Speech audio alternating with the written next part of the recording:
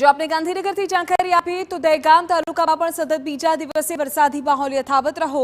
ગાજવીજ સાથે 2 કલાકમાં 2 ઇંચ વરસાદ ખાબકી ગયો। દહેગામ શહેરમાં જળબંબાકારની સ્થિતિ સર્જાઈ। નીચાણવાળા અનેક વિસ્તારો પાણી થઈ ગયા।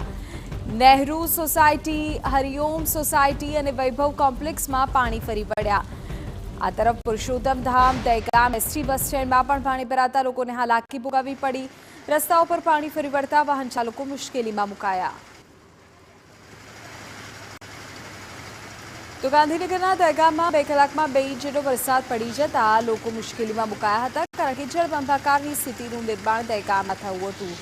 દહેગામના અલગ અલગ વિસ્તારોમાં સતત બીજા દિવસે પણ ધોધમાર વરસાદ પડ્યો અને તેના કારણે વિસ્તારો પાણીમાં ગરકાવ થઈ ગયા। પછી બસ સ્ટેન્ડ વિસ્તાર હોય કે પછી મુખ્ય કેટલાક માર્ગો હોય કે જ્યાં જળબંબાકારની સ્થિતિ સર્જાય, પરિણામે વાહન ચાલકોને પરેશાની ભોગવવાનો વારો આવ્યો।